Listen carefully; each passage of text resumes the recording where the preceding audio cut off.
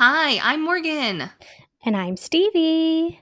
And welcome to the Unhinged Smut Book Club podcast.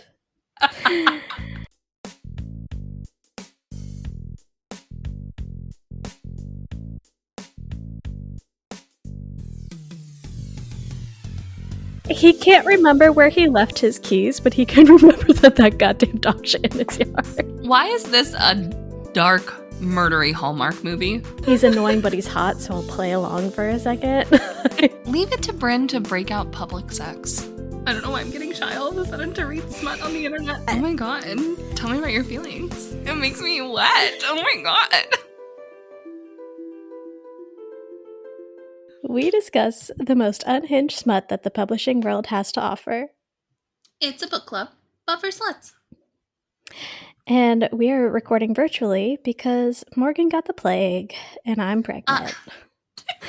I had COVID last week, and Stevie's last pregnancy, her husband brought home COVID, which resulted in her needing to be induced a little early, and you're right at the end of your pregnancy yet again.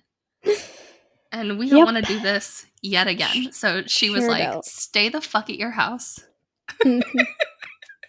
Do not come near me. Yeah, it's been going around. My husband was just sick for a hot second with something, and he took a ton of COVID tests, but I'm not convinced it wasn't COVID because it's going around. Yeah, who knows? Well, I mean, my baby Morgan, that's what we call her, little Morgan. I'm convinced she gave it to us because she had been stuffy. Mm-hmm. And like super congested to the point where I went to the store and bought Sudafed, which is like not something I would normally do. I'd normally be like, tough it out. But she was so congested. So I went and bought Sudafed for her. And the pharmacist was like, you can't give this to a 6-year-old. I was like, check again. The box says 6 years old. And she was like, okay, well, you can't give it to her for more than like a few days because it can be addictive. And I was like, I think I can manage my 6-year-old's addiction to a Sudafedramine, whatever the fuck it is. Yeah, I'm not giving her lean, ma'am. She'll be okay. She'll be okay.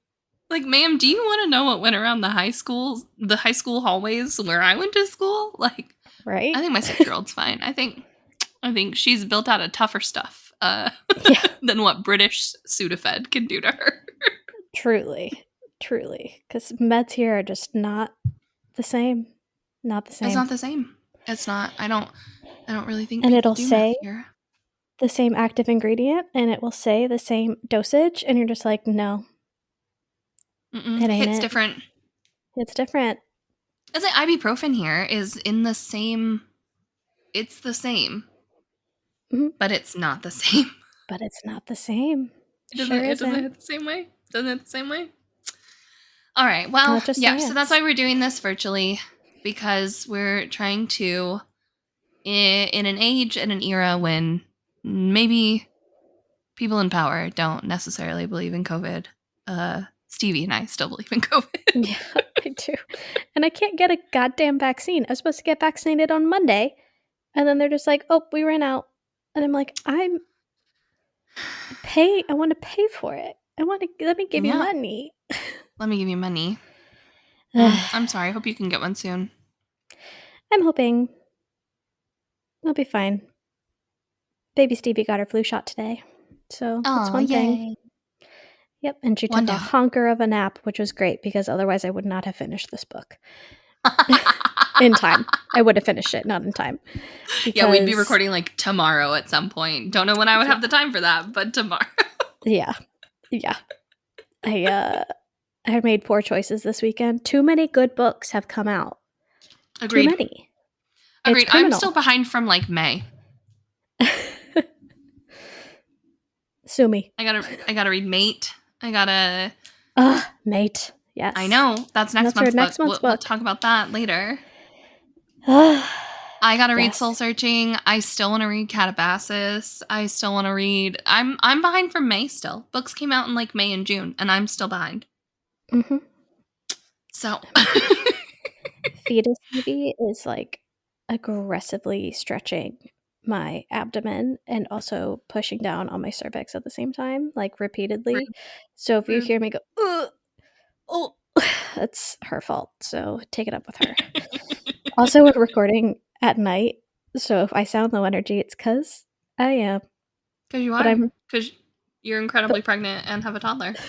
Right, which, to be fair, if we recorded at our normal time, I would also still be low energy, so it's fine. We're thriving. Well, and it's a different vibe, too, when we do it virtually, because, like, you're hanging out in your guest bedrooms, like, you're comfy, cozy in a bed, versus, like, when we do it in the middle of the day, like, we're downstairs, it's fully daylight, we're in the living room, you know? Like, it's just a different vibe.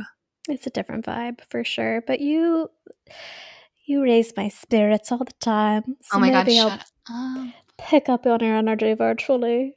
Stop it. Well, I hope you can, because we are talking today about Taurus Season by Brynne Weaver. Yes. Before we get into that, I want to, like we do every episode now, remind you guys about our bookshop.org storefront. Do you want to feel the chaos in your hands? We showcase all of our book club books and some of our favorites for you to shop from on our bookshop.org storefront. That is a tongue twister. When you shop using our bookshop.org storefront, you not only help make our podcasting dreams come true because we get a small commission from bookshop.org, but you also help keep small independent bookshops running because a portion of your purchase goes to supporting an indie bookshop of your choice.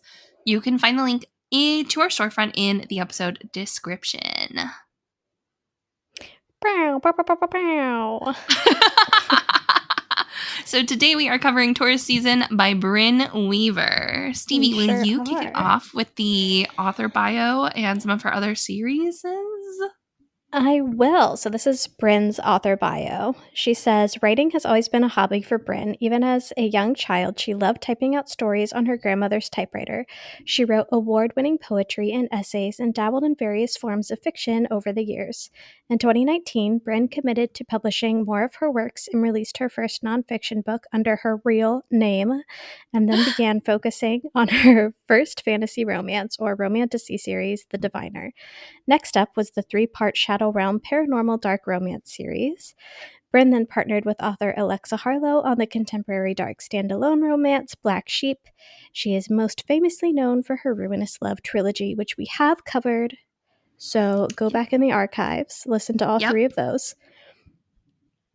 Brynne aspires to write female-focused stories about complex, resilient, imperfect characters who struggle with anger, trauma, fear, courage, and love. Aww. So the back of the book summary for Taurus Season, her newest book, which literally just came out a couple weeks ago as of recording this.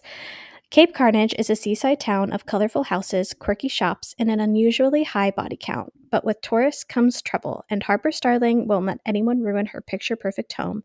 A skilled gardener with killer instincts, Harper protects her sanctuary at any cost, especially for her aging mentor with a fading memory. Troublesome tourists don't check out of Carnage. They compost beneath Harper's award-winning flower beds. But Nolan Rhodes isn't your average tourist. Devilishly handsome, disarmingly charming, and skilled with a blade, Nolan is relentless in the pursuit of revenge. On every anniversary the hit and run accident that fractured his life, Nolan slays another target. And he's saved the best for last, the undeniably beautiful Harper Starling. The problem? Harper isn't the monster he expected, and she won't go down without a fight. When an amateur true crime investigator comes to Cape Carnage on the trail of a long-lost serial killer, Harper and Nolan strike an uneasy truce. If Nolan helps Harper protect her town, she'll keep quiet about his hunting habits, for now. But their alliance soon spirals into obsession, one that threatens to shatter every secret in Carnage, including their fragile love. Stevie, how'd we hear about this book? I mean, we stalk Brynne Weaver at this point. Don't say that. We don't stalk anybody. For the FBI agents listening, that was a joke. Also, for Brynne, if you're listening on the off chance, fully a joke. we respect you and love you from afar. But yeah, she's kind of an auto-buy author, I think, for both of us at this point. Yeah, I think so. Especially when we found out that Taurus season was like a spin-off of Butcher and Blackbird. Mm-hmm. Or at least like had a character that was getting a spin-off from Butcher and Blackbird. It was a no-brainer. Yeah. So, the trigger warnings. Brynne is famous for them. Lay them on me. I'm going to go through some tropes first. I did my best sure. There is a little bit of like tropiness in with the trigger warnings. There's often crossovers in darker romances, yeah. Yes. So this is an enemies to lovers. It is in a small town. You get a little bit of cat and mouse. You get a lot of touch him or her and die. This is a dark romance because it is a book about murderers. It is a romantic comedy. There's found family. There's hidden identity. There's forced proximity. There's he falls first. Some people would say this is a slow burn. I'm out on that one. Yeah, I don't think I agree with that. Yeah, especially compared to like Butcher and Blackbird, where they were friends for years. Yeah. So yeah. I don't think this is much of a slow burn, but the author calls it a slow burn. So interesting. Yeah, I thought so too. Okay, so trigger warnings. As much as Taurus season is a dark romantic comedy and will hopefully make you laugh through the madness, it is still dark. Please read responsibly. There are wood chippers, creative uses of bird feeders, eyeballs, and also eye sockets this time. Ugh, I know. If you've been with me for a while, I think we've both resigned ourselves to this one for the foreseeable future. Pun intended. Lawn aerators, scrapbooking, but make it murdery. Gardening, but make it murdery too. Stalking and voyeurism, breaking and entering, including theft.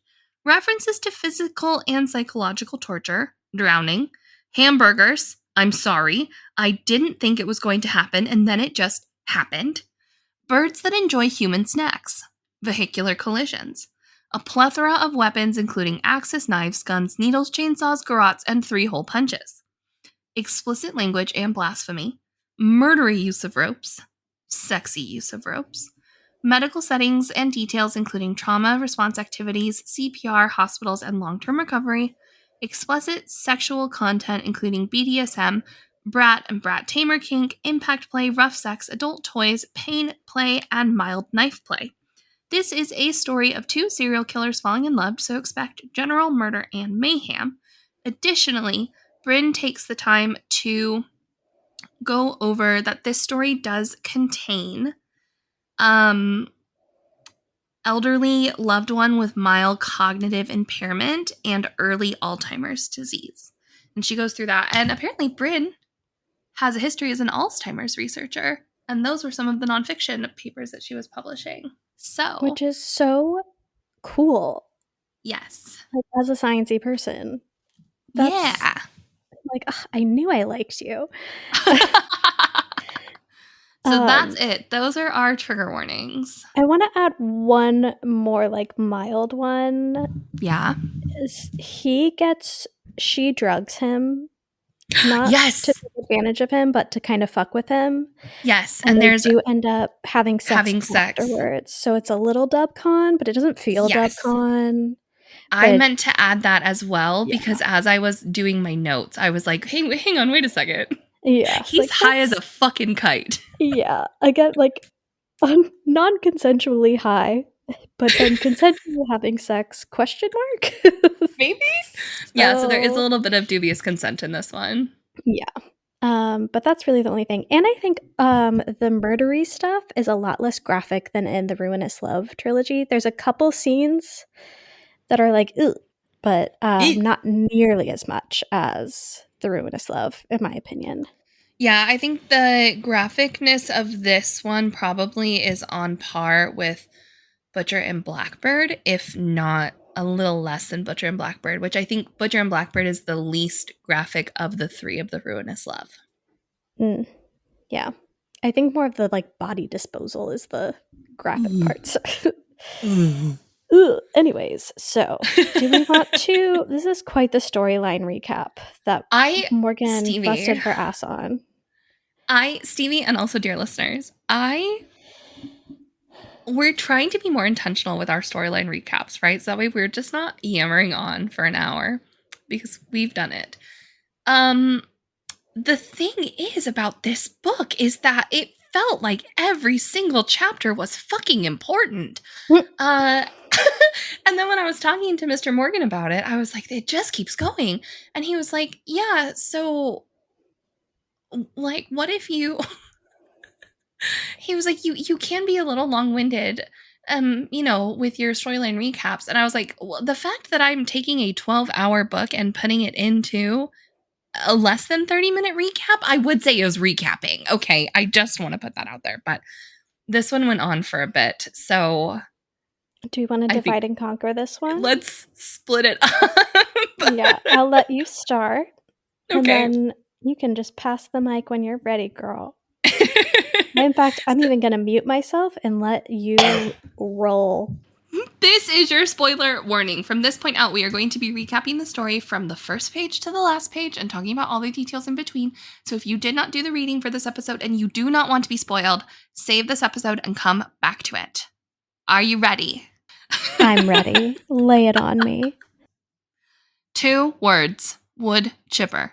We open the book to Harper Starling, aka Autumn Bower, more on that later, in the middle of sending the body of a tourist who got a little too handsy with the locals through the wood chipper in her backyard.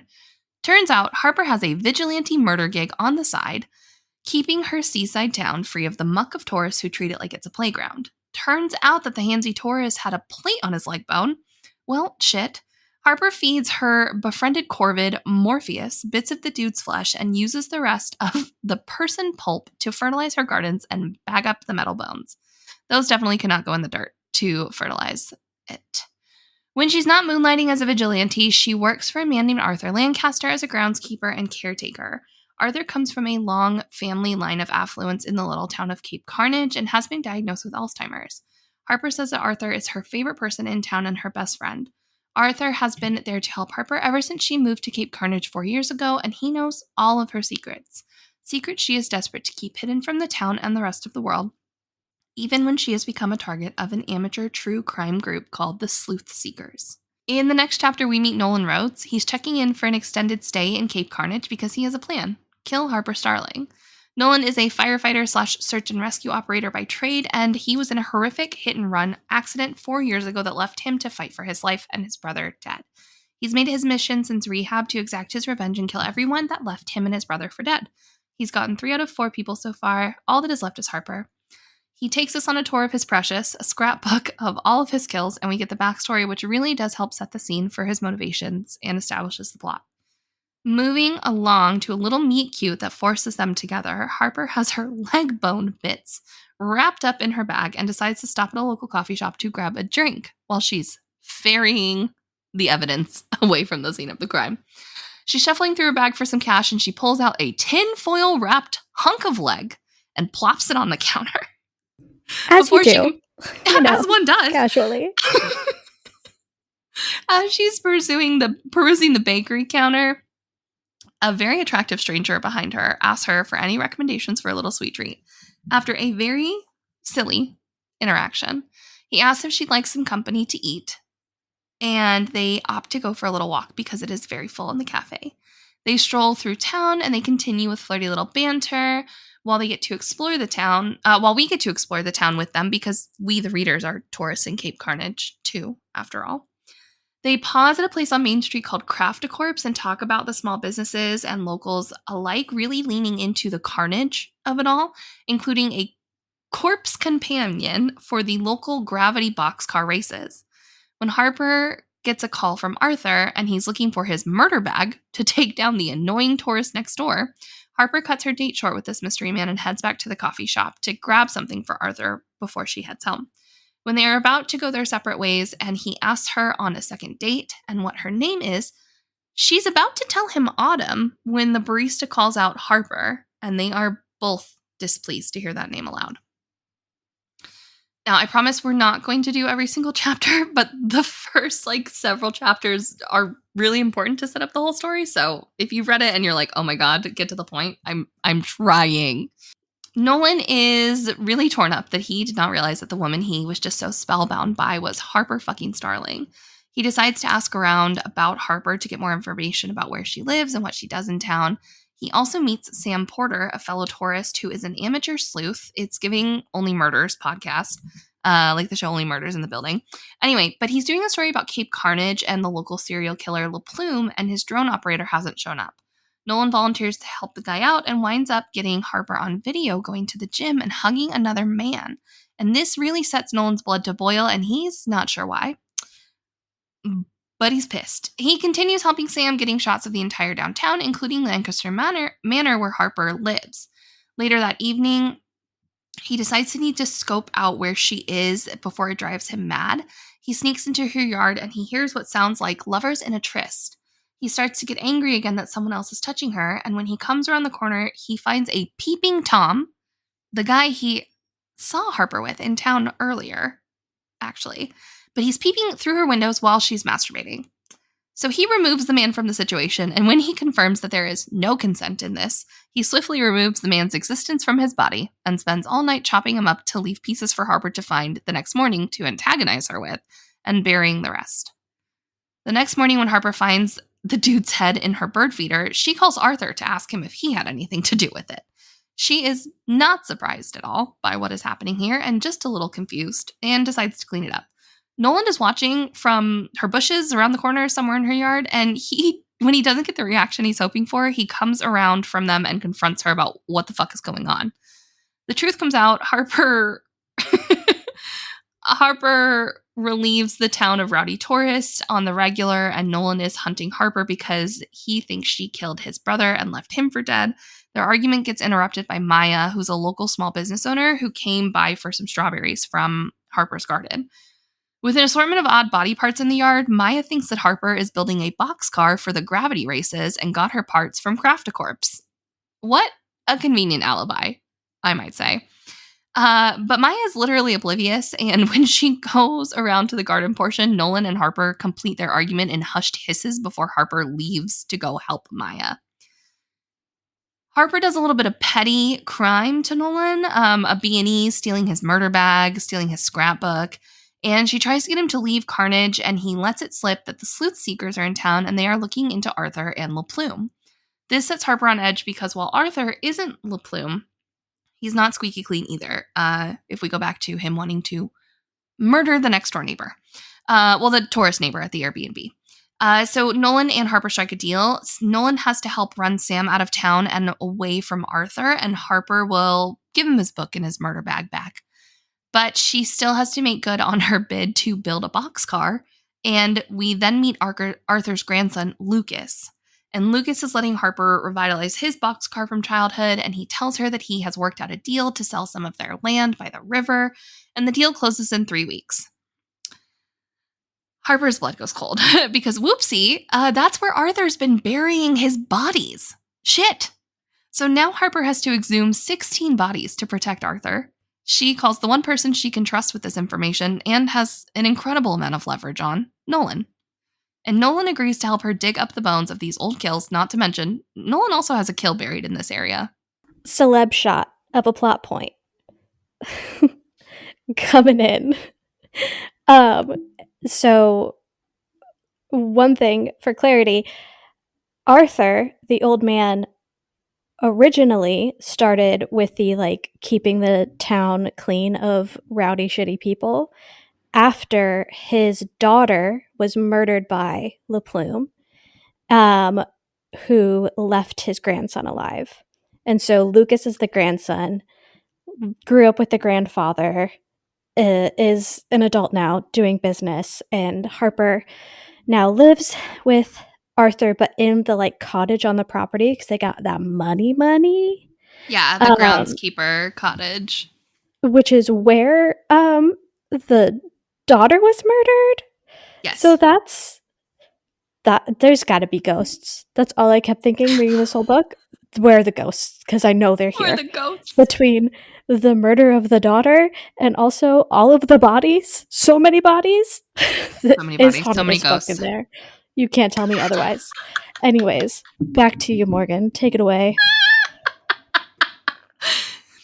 So Nolan agrees to help her dig up the bones of those old kills because, not to mention, he has a kill of his own buried in those shores. Creepy guy Dylan, who was masturbating. Jake? No, yeah. Jake. It's Jake, yeah. Who's Dylan? I think you're making him up in your head. I think so. The original person that she killed was Bryce, the guy with the leg plate, and then Jake. Okay. Anyway, creepy guy Jake. So as Nolan agrees to help her dig up these bones, this is kind of where their love story starts to kick in. The two start to spend a lot of time together, and Nolan finds himself weirdly obsessed over Harper and buying her little things that he says are to make her more comfortable during the digs, like a new shovel or a laser distance measurer or a little stove to make hot chocolate. He's down so bad for the person he thinks murdered his brother. It's actually crazy. Yes. One night, while they're out there, Harper hears noises before they get to digging, and they abandon the whole plan that night and wind up sleeping together. This is where she drugs him, and there's a little bit of dubious consent. But again, I'm not trying to give every single fucking detail.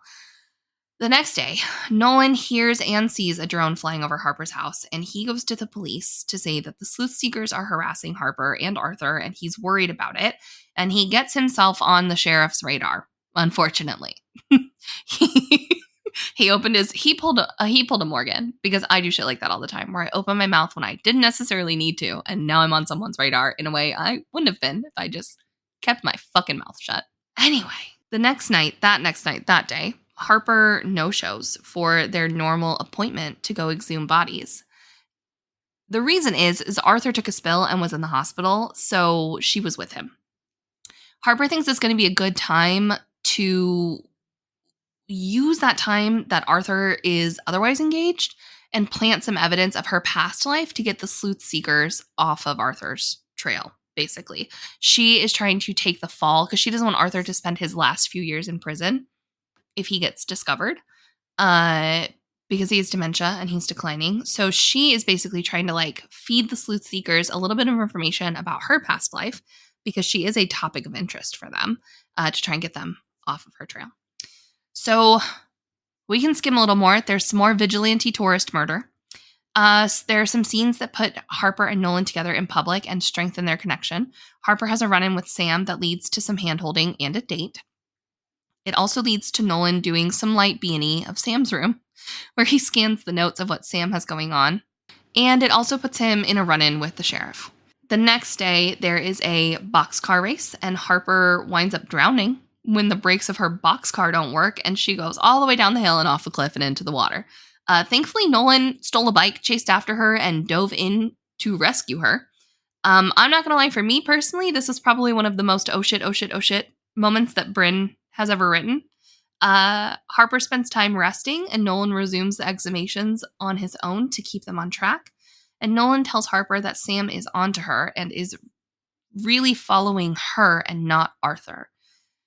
There are some feelings that have been confessed, a little more sex, and Harper goes all soft and decides she does actually trust Nolan and want to give him back his stuff. Nolan shows up on a different day and gets conned into giving Arthur his murder bag by Arthur, and Harper doesn't know anything about it, which leads to a whole mess of shit. Because Arthur goes missing for a couple hours, and Lucas calls Harper and is like, hey, can you go check on him? Because I haven't heard from him. He's not there. And Nolan's like, hey, actually, I gave him his murder bag. And which he didn't know was his murder bag. He didn't know, in fairness. He did not know. He also did not know that Arthur, earlier in the book, was like, their dog shit on my lawn. They deserve to die. Yeah, no clue. Because his moral compass has swayed a bit with the dementia of it all. God bless. Bless his heart. Yeah. So Arthur decides he absolutely has to take out that neighbor who let his yappy dog shit in their yard. And they find Arthur. Which also was weeks after the dog shitting one time. which is It's like been like 2.5 he weeks. He can't remember where he left his keys, but he can remember that goddamn dog shit in his yard. This is going to be Mr. Morgan if he ever gets dementia. Won't be able to find his keys, but will hold a grudge for sure. I'm just saying, like, anger is an incredibly powerful human emotion. It the way it rewires the brain, you know, is crazy. But they do find Arthur in the family plot of the cemetery with the dead tourist neighbor, and Arthur is having a dementia episode. He looks at Harper and he sees his daughter, and he starts to like come out of it, and he's clearly very confused by what is happening. So Harper and Nolan get Arthur to agree to go home with Harper, and Nolan agrees to clean up the mess. So they go home. Nolan races back to the hotel to get all of the stuff he's going to need to clean up. He basically like clears out his hotel room. It's all in the back of the car. And he gets intercepted by Sam fucking Porter, the guy from Sleuth Seekers, the guy who has been lightly stalking Harper or quietly stalking Harper. He gets intercepted by Sam with a gun, and Sam kidnaps Nolan and takes him to the Lancaster distillery, which is not something we mentioned, but Lucas is been fixing it up to try and reopen it. He's like in control of things now. But he's trying to get confessions about Harper and Arthur out of Nolan. Harper, meanwhile, recognizes that something is wrong and goes out looking for Nolan. She can just feel it. Call it women's intuition. She retraces Nolan's steps, and finds that his room is empty and thinks that he's fled, leaving her high and dry when she hears someone come down the stairs on the phone. It's Sam's drone guy. Harper decides to knock him out and make it look like it's a robbery instead of killing him in public, which, you know, good for her. And then she heads out to the distillery to get Nolan, where she ultimately winds up accidentally killing Sam. And I don't want to talk about it because it's going to trigger my PTSD. Not the murder part, but all the rest of it. I didn't even think about that. Oh my God. Morgan has ankle trauma, which is a very specific type of trauma to have, but it's fine. Anyways. So they're about to leave when another car pulls up, and they do not want to stick around to find out who it is, so they book it on out of there before they get caught. We're basically at the end here. Sorry, Stevie, I took it all. It turns out it went a lot faster than I was anticipating. You're crushing it. You've barely even coughed as you're recovering from COVID. I'm so impressed with you. Thank you so much. So it seems like they are going to get away with it, but Nolan is a little worried. He's pretty amped. He hasn't been able to sleep, so he's amped from the night, the kidnapping, the murder, the sweeping for evidence, and then the subsequent sex to try and get the adrenaline out. He just can't sleep. So he sets out to follow a lead he saw while snooping through Sam's stuff about low tide, a specific location at low tide on this specific day. So he comes to the spot at low tide to find something sticking out of the water. He dives below to see it's an old RV, and he gets the VIN number off of it to look it up. And once he's back at his hotel, he follows the VIN number to a series of posts on Sleuth Seekers about a couple in Texas that bought it and went missing, when he comes face to screen face with a face he's so familiar with, Harper. But she's blonde and calling herself Autumn. So he's reeling from this when the threads on Sleuth Seekers start to pop off. The chat has just found out that Sam and his drone operator are dead. The end. Just kidding, there's an epilogue. And we find out in the epilogue that Sheriff Yates is LaPlume. Dun, dun, dun. And he just killed... I want to comment on that, because that was truly, sometimes in a whodunit mystery type of thing, it feels like a twist. There's nothing leading up to it, or it's too obvious, or it's just like, surprise. But no, this one, after that was revealed, I was like, I should have seen that coming. Like, that you didn't see that coming very well. I could tell, I was like, something is up with him, but I couldn't tell what, and I didn't guess that. And that's pretty much it. The epilogue consists of it's from Sheriff Yates' perspective. He is there at the distillery. He sees what happened with Sam. He's like, this fucking idiot. And then Vinny shows up, the drone operator, and Vinny's like, oh my God, I didn't do this. And he LaPlumes him. Okay, now the end. LaPlume. LaPlume. Okay, first impressions. Okay, as I was making my notes, I'm like, my notes make it sound like I didn't like this book when I did really enjoy this book. So I want to give that caveat. But like, all of my commentary, my like specific commentary leans towards critique, but I did really like this book and enjoy it. So I think that can be like a first impression, right? Is that I did enjoy this, but critique. Yeah. This one was silly. My first, I was like, oh, they hate each other. Like, this is gonna be good when they finally get together. I think that they're really funny in true Brynne Weaver fashion.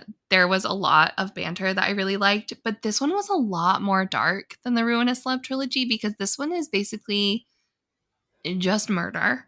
You know, like I feel like the characters in Ruinous Love had their vigilante, like true vigilante motivations. Yes. Yeah. Whereas these are like one guy she killed was a sloppy drunk. Like, you know, I lived in Myrtle Beach for years. Like, if you're killing every sloppy drunk tourist, oh boy. Like, I'm from Las Vegas. Oh yeah, how did I forget for 2.5 seconds? But yeah, I also made that note of where the people she kills, and especially the cover-ups for Arthur, at least like the one specific one they're talking about, are at best morally gray compared to Ruinous Love, where it's straight up like other serial killers. Yeah. But I will say, as I got more into this book, Stevie, why is this a dark, murdery Hallmark movie? It is a little bit like it's a Hallmark movie. It's a reverse Hallmark movie, okay? She is the small town gardener. As she knows all the locals, there's only 4,000 people that live here. She's an active participant in her community.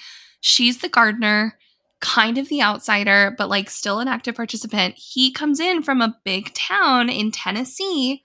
He's a firefighter and he falls in love with her and he falls in love with the small town and he talks about leaving his life in the city to come live in this small town. This is a reverse dark Hallmark movie. The formula is formulating. I can't argue with you on that. It's a Hallmark movie. Yeah. I had a really hard time not comparing this to Ruinous Love. And I do this with a lot of authors. So like I just read Soul Searching by Lila Sage, and my review is like how I compare it to Rebel Blue Ranch series. You know what I mean? Like I think that's really common. I think this was less funny, but not in a bad way. It just was less comedy forward than the Ruinous Love trilogy. Yeah.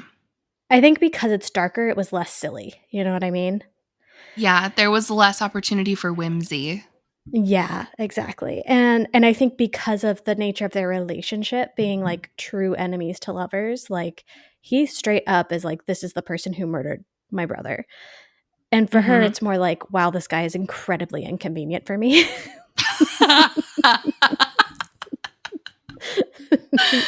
He's annoying, but he's hot, so I'll play along for a second. They did have a really genuine attraction in that chapter where they first met, which I think is chapter 3 or whatever. So they had that incredibly genuine connection. And then he didn't realize it was like, he wasn't out hunting her. He didn't realize it was Harper. Yeah. And he didn't. And she, I'm almost positive, like reading it and rereading it, she was going to tell him her name was Autumn. But then the barista called it out, and you know, it's out in the world now. That's what it has to be. Yeah, because she was so like stunned by how beautiful he was that she was like, and like almost let her secret identity drop. Because I don't know if we like specifically said this, where Harper / Autumn is her real name, is the girl who escaped from the Texas Chainsaw scene in Butcher and Blackbird, and then she witnessed what the actual Harper Starling did, and she ended up killing her, because she deserved it, like killed someone and drove away, and then also to take her identity. Yeah, so that it was just a really convenient way to take someone's identity. Yeah. So he hears her name and is like, you're the person who killed my brother. and they look enough alike that he doesn't have any good pictures of the actual Harper Starling, which seems crazy to me, but whatever. This girl doesn't have a yearbook picture anywhere that didn't make it onto the internet. Literally. Like, maybe you should work with the sleuth seekers a little bit on that part, friend, because I bet you they could have figured that out in 2.5 seconds, and they, in fact, did. Really quickly. In fact, really, really quickly. But yeah, I think I like that they had a moment before he like connected dots as to who he thought she was, because that's probably one of my biggest critiques is I just have a really hard time finding his attractions and his feelings about her believable, because if someone murdered my sibling in front of me and I watched them die and I watched you drive off, I don't care how hot you are. Like, there is no reality where that attraction continues. Yeah, where it's like maybe the hate fuck for like a second, but certainly not falling in love with you. Yeah. But it almost gave like Fated Mates. Like, there are aspects of it where I'm like, oh, you could tell she's written a fantasy before, because this is giving, he's like, our hands touched as she handed me something and there's a spark. And I'm like, it's giving like Fated Mates. And if this was a fantasy, like, that's the plot point I would need in order to believe this. But it's not a fantasy. It is not. Well, I mean, it's a fantasy where people get murdered and nobody gets caught, but it was a sexual fantasy. I think if we get into critiques, which we can, and we can always swing back to something else, but for me, the relationship also didn't blossom the way that it did in the Ruinous Love trilogy, which is what I'm the most familiar with from Brynne. Yeah, it was a little hard for me to like, I mean, like, he's obsessed with her, and they did have that little moment which like kind of manufactures it, but yeah, just like the process of them like finding mutual attraction, that was a miss for me, I will say. That was probably one of my biggest critiques. It was that, and the sheriff was such an obvious choice. For Le Plume. I was like, there's something squirrely about this guy. And then when it was the sheriff, I was like, of course it's the fucking sheriff. Of course it's the cop. Of course it's the fucking cop. What were some things that you liked? I can start if you need a jumping off point. You talked about how this is going to be a trilogy. I think so. I looked at your notes. Yeah. Yeah. Okay. We think this is going to be a trilogy that just focuses on Harper and Nolan. With the epilogue or the last chapter of him finding out about her, I don't see how she could just switch characters on us like that. But I don't see anybody else in town who could be like a love match. Yeah. I think Lucas could be a character we talk about at some point, but he's really the only one, because she talked a little bit about him. But yeah, assuming that it is going to be at least more than one book focusing on them, I like that, because that is one thing in Ruinous Love that I commented on, of like, okay, we get to the trauma bond, and then it's just like, and they live happily ever after. Right. And you see them in the background, and it's just like, I want to see that, like, okay, we went through some shit, we learned about each other, now what? I'm looking forward to that. Yeah, and I think how I had said in the overview, in the storyline recap, that that scene of Harper drowning was Brynne's most like, oh shit moment. Truly. I think that is like one of the most intense someone almost dies scenes that she's written to date. Because like you got a little bit more with like Lark in the batch ovens, and then it got a little bit more intense with Rose and being chased at the carnival, right? Because like everybody thought like this is just normal. Meanwhile, like she's running for her life. But like Harper falling off of that cliff and like being stuck in the seatbelt and literally drowning. She literally drowned. Her heart stopped. And obviously, like, I knew Harper was going to be fine because she's the main character.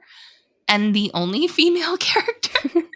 And it's not the end of the book. So, like, I knew she was going to be fine. But the way that, like, my anxiety ratcheted up talking about it, and then Nolan being caught. I think it's also such a realistic death compared to being locked in a batch oven or chased by, like, a murder clown, you know? Yes. That it hits a little different of, like, oh, this is too real. This could happen to me.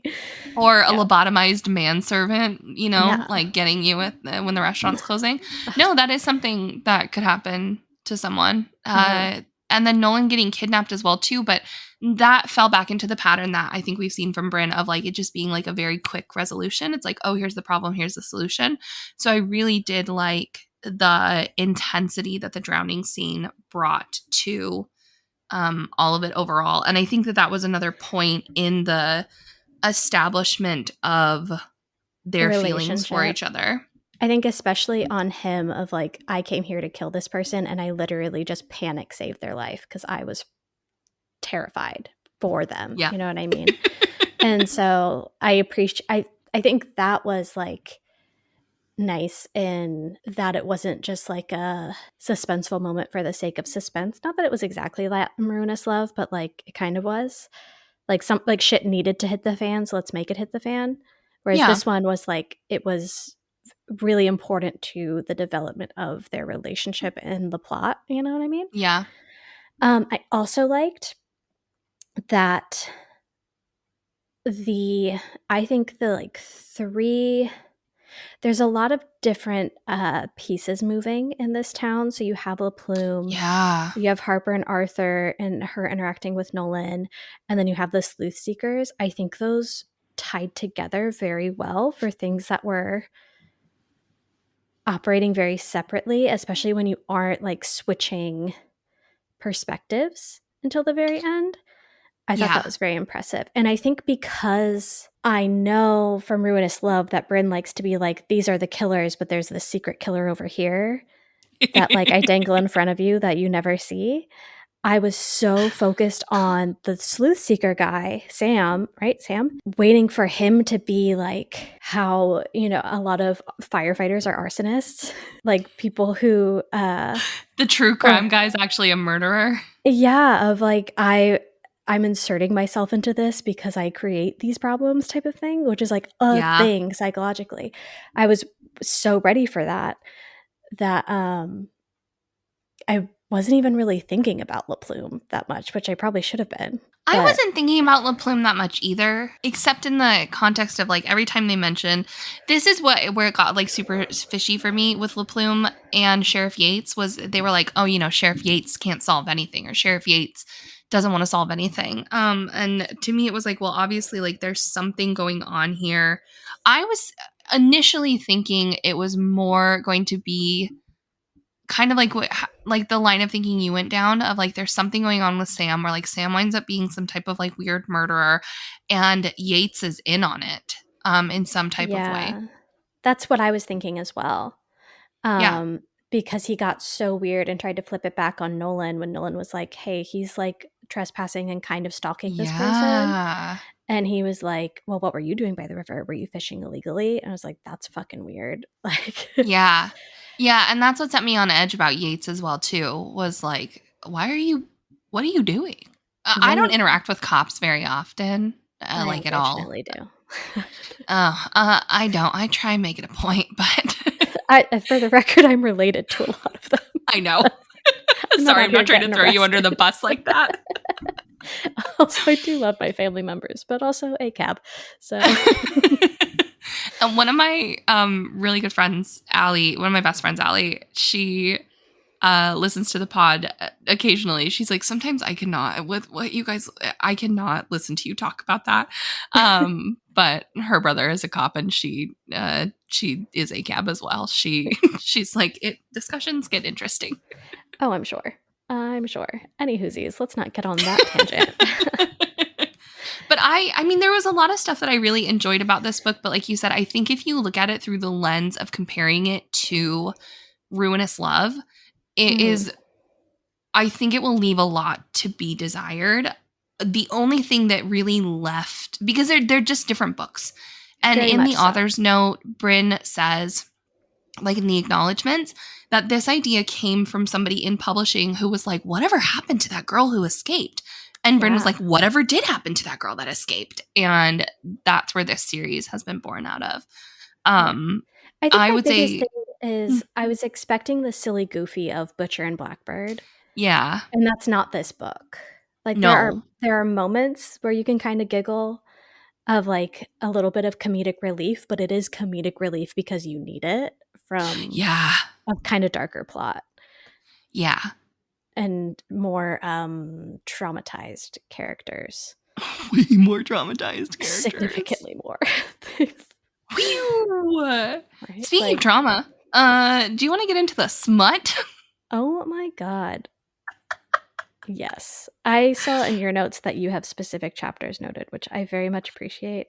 I want to do that more. I forget sometimes. But I was when I was doing this recap, I literally was having to click through the chapters on my e-reader because I'm like, wait a second. Wait a second. I finished it like a day and a half ago. It's not like I didn't know what happened.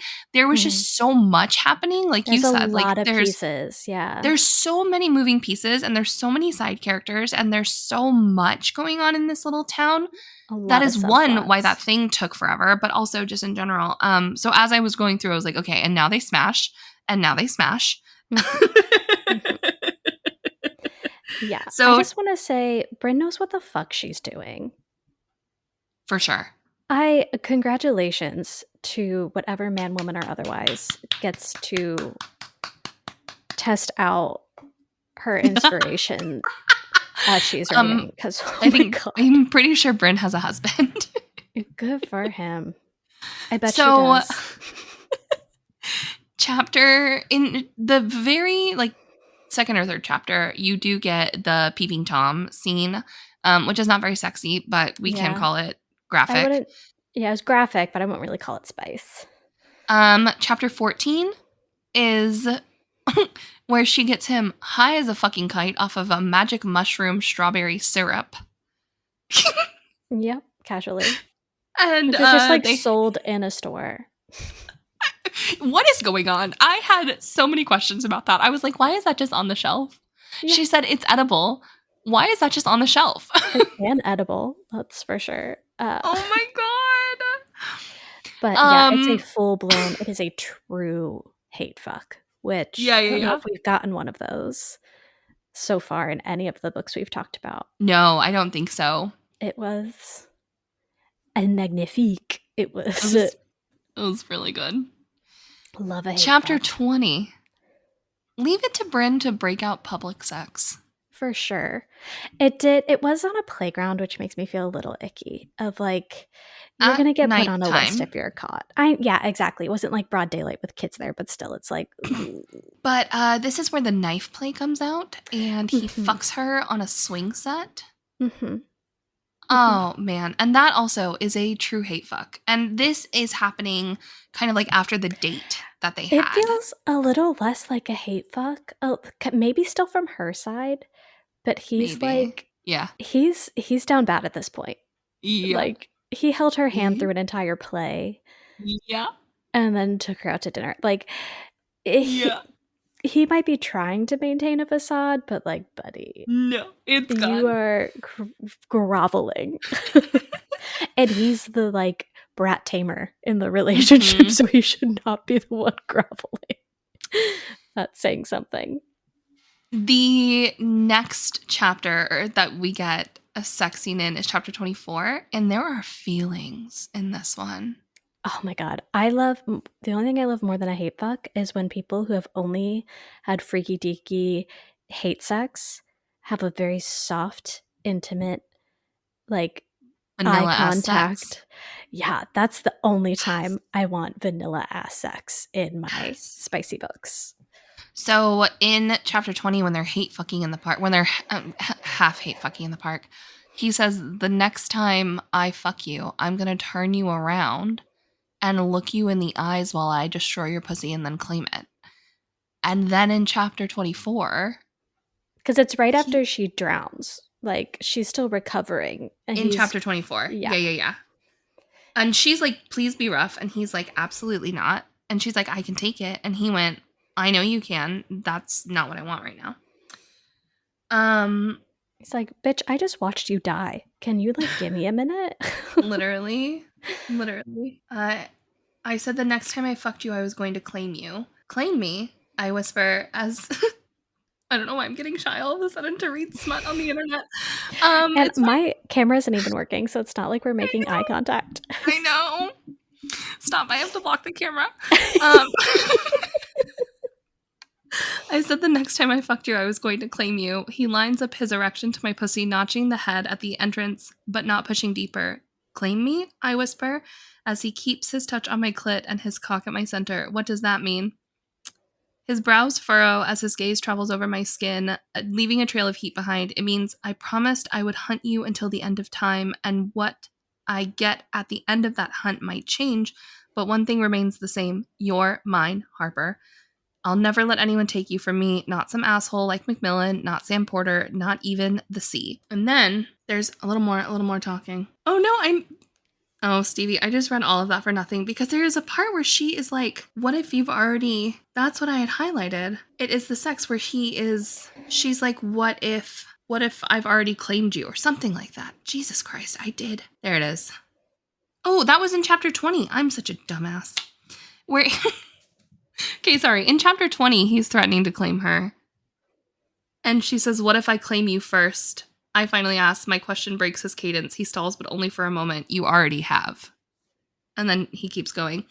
The part that I highlighted in chapter 24 was the feelings.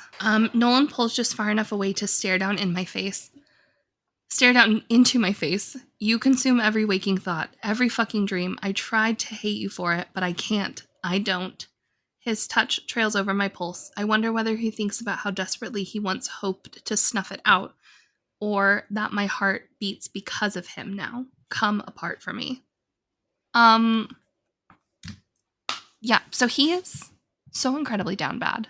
There are so many feelings between those two sex scenes. And I ate it up. Not like, honestly, kinkiness aside from all of it, I just ate up the fact of just two people purely.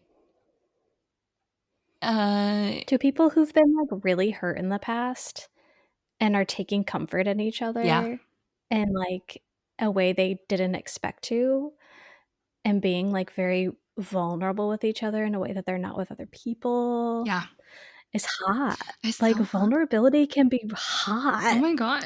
Tell me about your feelings. It makes me wet. Oh my God. Honestly, men, take notes. Truly. And then we get a very domestic little quick paragraph in chapter 25 of just like, he makes her dinner, he eats her pussy on the couch, and they fuck all night long. And then chapter 28, which is the very last chapter. I was pearl clutching. Mr. Stevie turned and looked at me and was like, "Are you okay?" I was like, "This is some freak shit." So, if you haven't read the book, you don't want to be spoiled. What are you doing here? What are you doing? But if you haven't read the book and you don't mind being spoiled, so the sex scene is basically, it's after all of the chaos of the night of Arthur murdering someone and Sam and everything. And they decide to take the edge off with some very kinky sex, which involves rope tying, like some shibori rope tying of Harper. Yeah, like the intricate, not just like tied to a headboard. Fully knotted down. She does not have control over her hands. And she's riding it. She's on top. Good for her. Mm-hmm. And he pierces her nipples. Both. Nipples, plural. Yeah. Ouch. I would like the record to show that this was not my first book with nipple piercing in sex in it. And I if I had a nickel for every time, I'd have 2 nickels, which is not a lot, but it's weird that it happened twice. I don't know what was the other book, because I feel like I read that one too. Oh, I read it in, when we went to Prague that year for like Thanksgiving? Yeah. What was that, 2022? I read it in 2022. But it was a sapphic mafia dark romance sex club nonsense. That is hot. It was so many things, so many all thrown tropes together. so many tropes. The thing about this scene is I'm entirely too pregnant for the words forceps to be used in a hallway. That just immediately Sahara Desert. And that's just a me thing in my current state, being literally full term on Thursday. I don't want to hear forceps.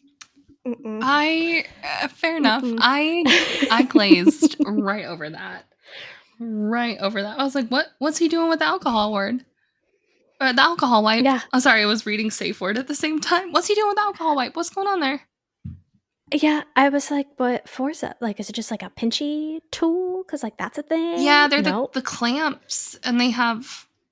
You don't have I know, because like I know the like piercing like tool. They literally it's like pinchers, and so I'm like, is he just using that? Yeah. And then the needle came out, and I was like, what's he gonna do with that needle?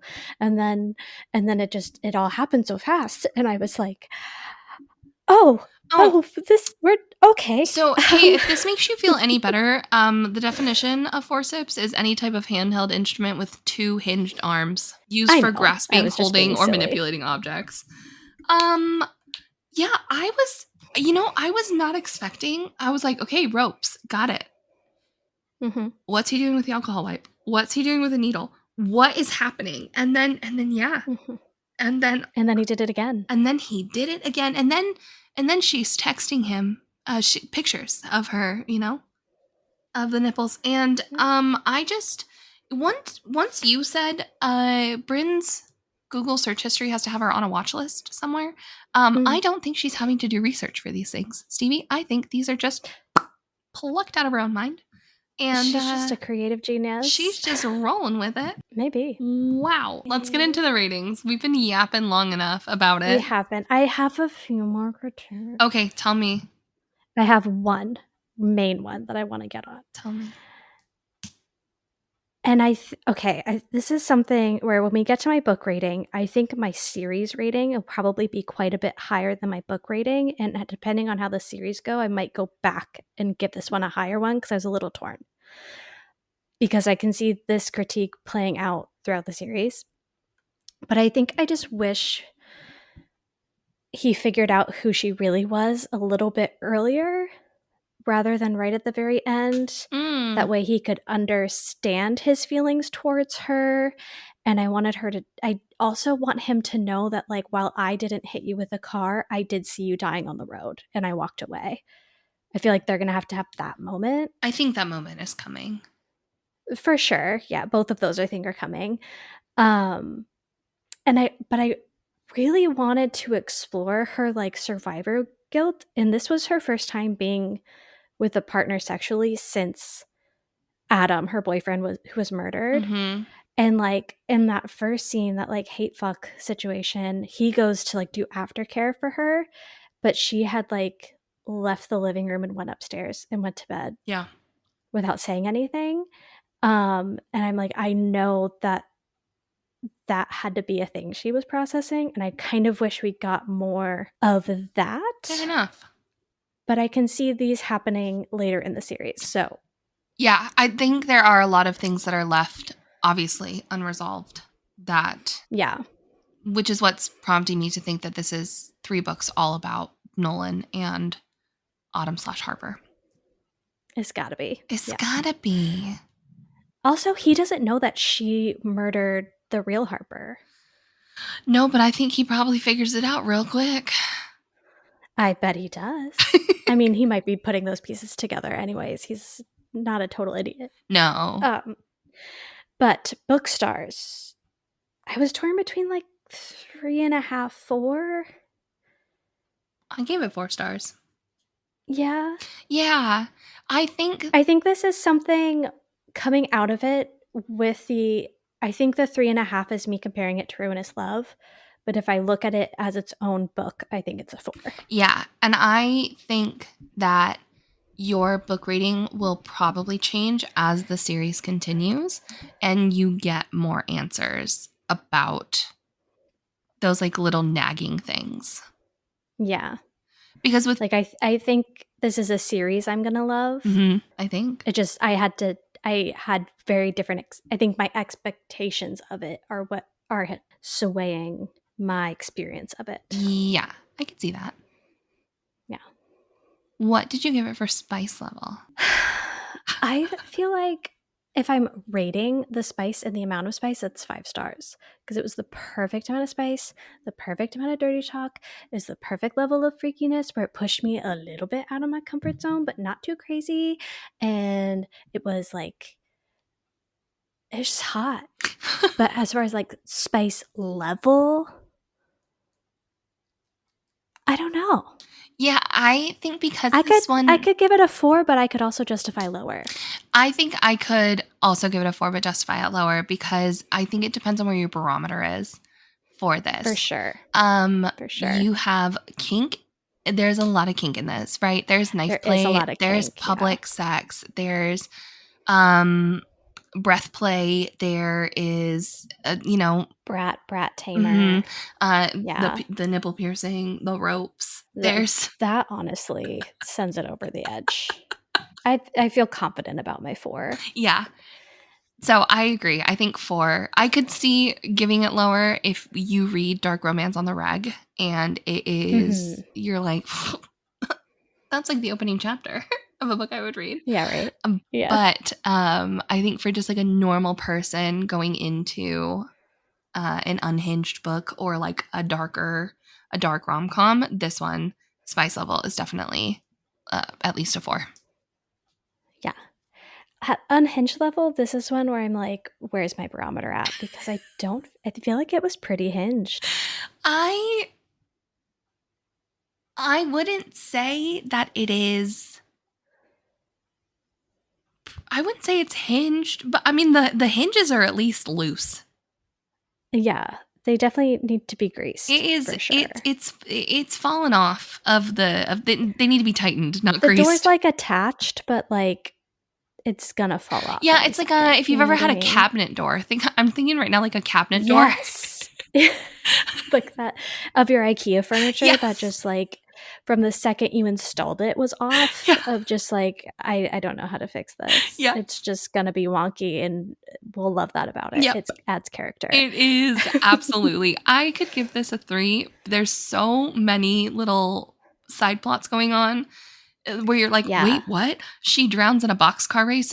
Lives in a town called Cape Carnage and enters a boxcar race where she is making a corpse companion. And that is so normal for this town that when the ditzy shop owner comes in her backyard and there's a literal dead body back there, she's like, oh, are you entering the boxcar race this year? Like there's truly so much about this book that like is not normal. Yeah, for sure. I think we could give it. Plus, like, I don't even think we talked about the raven that she feeds dead bodies. Oh my God, Morpheus! No, we didn't even really give Morpheus his flowers. Also, I would die for Morpheus. Truly? How does it feel to live my dream? I want to befriend a raven so fucking bad. So bad. So bad. Pretty murder bird. He is a pretty murder bird. I bet he's the prettiest murder bird around. Yeah, and Morpheus is used to eating human flesh, right? Like he gets. Yeah. Morpheus. I think, I feel like 3 is. I think this is a solid 3 on the unhinged level, to be honest with you. 3. You once you get into the kink and this book is truly unhinged. Yeah. Yeah, fair enough. A solid 3. I think some people could argue more. Maybe. Again, depending on your barometer. If you listen to this show, though, I bet you agree with us. Our audience gets it. You guys understand us. I know. I really want, like, I don't know if like a Discord server or something where like we can actually interact with our audience, because if you listen, if you're picking up what we're putting down, like, you gotta be cool. Like, and that's not even me, like, sucking my own dick, being like, if you like what I like, but just like, if you stick around for this literal, like, unhinged chaos goblin rambling that we do, like, you gotta be pretty cool, you know, to put up with us. Like, the people in my real life that I can talk about this shit with in real life are the coolest people that I know. So therefore, ding, ding. We need to look into that. We'll get right on that. Keep you posted. Are like 60 people that follow us. That would be, I mean, that would be wonderful. It would just be like a kiki in the Discord. It would be, I mean, if 60 people in a group chat would be hectic. So like, there you go. That is a great way to look at it, babe. All right, you want to talk about next month's book? Let's wrap this up. So we are doing more Morgan's Girl than mine, but we are doing Mate by Ali Hazelwood. While I'm looking that up, if you are into true crime adjacent things, because the Sleuth Seekers made me think of this book called I'll Be Gone in the Dark, which is about the Golden State Killer, written by Michelle McNamara, who was literally like the definition. I mean, she was a journalist, but she was also the definition of an armchair detective, which is what the Sleuth Seekers are. She is Patton Oswalt's late wife. Oh. Yeah. And it's a really fucking good book. Okay. To where, and not in a way where the Sam dude from this book is like in it for himself. Like, she's just genuinely, it's so fucking good. And I love Patton Oswalt. He plays a character in, there was a reunion of, what was that show called? Veronica Mars had like a reunion season, and Patton Oswalt is in it. And he plays, I don't want to spoil it, but it's also like 5 years old, like an armchair detective, basically. And I'm like, oh, is like a tribute to his late wife. That's kind of cute. But then he ends up being the murderer, which is, I think, also what primed me to expect that from the Sleuth Seekers guy. There you go. So if you liked that plot point, I'll Be Gone in the Dark by Michelle McNamara, and also Veronica Mars is just such a good show. It's not Buffy the Vampire Slayer level for me, but it's such fucking good early aughts television. Oh my god. Okay. I've seen British people on the internet call the early aughts the naughties, because zeros for them here are knots. That's adorable. So I love that. I've been calling the early 2000s the naughties. I think that's incredibly It also clever. like really fits the vibe it of show early 2000s, does. if we're honest. It show does. Mm-hmm. All right. So next month's book, because we did a bunch of chatting, is Mate by Ali Hazelwood, which is Bride number 2. And if you have been a longtime listener of the pod, you know that Stevie and I, we love us some Bride. Loved Bride. I feel like people either loved it or hated it. I don't know anyone who hated it, and I don't want to be associated with anybody who hated it.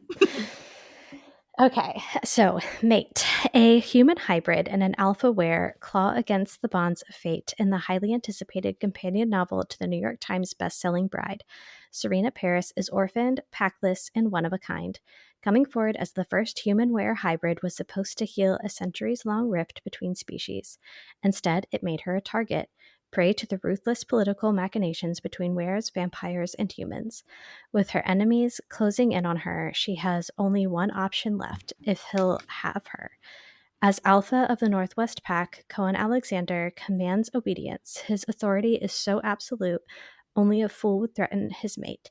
It doesn't matter if Serena doesn't reciprocate his feelings, nothing will stop him from keeping her safe. But power-hungry vampires and wares were not the only threats chasing Serena.